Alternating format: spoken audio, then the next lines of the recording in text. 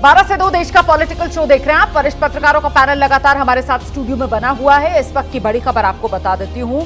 North east Delhi से India गठबंधन के उम्मीदवार कन्हैया कुमार कुछ देर पहले ही अरविंद केजरीवाल के घर पहुंचकर उनकी पत्नी सुनीता केजरीवाल से कन्हैया कुमार ने मुलाकात की। कन्हैया कुमार ने दिल्ली के मुख्यमंत्री हाउस में सुनीता केजरीवाल से ये मुलाकात की। इसकी तस्वीर सामने आई है।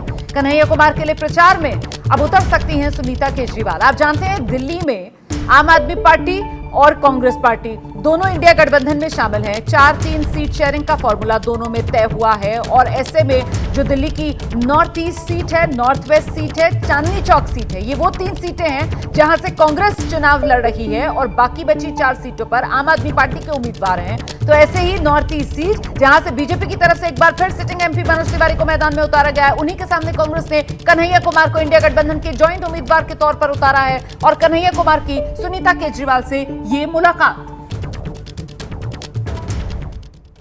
लेकिन मैं व्यक्तिगत तौर पे समझता हूँ कि ये हमारा एक आत्मीय मुलाकात थी, इस लिहाज से कि ये देश में जो परिस्थिति है अभी, जिस तरह से तानाशाही चल रही है, किसी को भी पकड़ करके बिला वजह जेल में बंद कर देना, इस तानाशाही के खिलाफ हम लोग पिछले कई सालों से लड़ रहे हैं और तानाशाही के खिलाफ इस लड़ाई में हम सब एकजुट हैं। तो उनसे हम ये बात कहने के लिए, उनको बताने के लिए कि इस लड़ाई को हम लोग सब मिल करके लड़ेंगे, एकजुट होकर के लड़ेंगे और देश में संविधान और लोकतंत्र को जिस तरह से समाप्त किया जा रहा है, इसको हम लोग बचाएंगे, संविधान को भी, देश को भी, और इस तानाशाही को ख़त्म करेंगे। चुनाव को लेकर कोई बातचीत हुई, कैंपेन को लेकर खासतौर पे, क्योंकि वो 4 सीटों पे चुनाव प्रचार कर रही है, क्या आपने डिमांड की कि हमारी सीट पे भी आए? क्योंकि नहीं, 4 सीट पे हम चुनाव नहीं लड़ रहे हैं, हम 543 सीट पे चुनाव लड़ रहे हैं।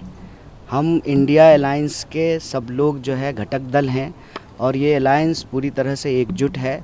दिल्ली की भी 7 सीट पे चुनाव लड़ रहे हैं। तो जो भी हम लोग रणनीति बना रहे हैं वो किसी एक प्रत्याशी के लिए या एक पार्टी के लिए नहीं बना रहे हैं, वो दिल्ली के लिए बना रहे हैं, दिल्ली के लोगों के लिए बना रहे हैं, क्योंकि ये दिल्ली के लोगों के आत्मसम्मान का सवाल है। किसी को, एक व्यक्ति को सांसद बनाने का सवाल नहीं है, किसी एक व्यक्ति को प्रधानमंत्री बनाने का सवाल नहीं है, एक पार्टी की सरकार बनाने का सवाल नहीं है। सवाल है कि दिल्ली के लोगों को जिस तरह से अपमानित किया जा रहा है, जिस तरह से दिल्ली में तानाशाही चल रही है, जिस तरह से सीएम साहब को पकड़ करके जेल में डाल दिया गया है, इस तानाशाही के खिलाफ और दिल्ली के अधिकारों पे जो रोज़ बरोज़ हमले हुए, जिस तरह से सुप्रीम कोर्ट के डिसीजन को ऑर्डिनेंस के तहत बदला गया, जिस तरीके से बार बार विकास के कार्यों को अटकाने की कोशिश की जाती है एडमिनिस्ट्रेटिव तरीके से। तो कन्हैया कुमार को आप सुन रहे थे और जो तस्वीर आप साथ में देख रहे थे, कन्हैया कुमार और सुनीता केजरीवाल की तस्वीर अपने आप में बहुत कुछ कह रही है। सीधे आपको लेकर चलेंगे, हमारे सहयोगी दीपक रावत इस वक्त मौजूद हैं। दीपक, इंडिया गठबंधन दिल्ली में मजबूती से चुनाव मैदान में उतरेगा, सबसे बड़ा संदेश यही इस तस्वीर से जाता हुआ?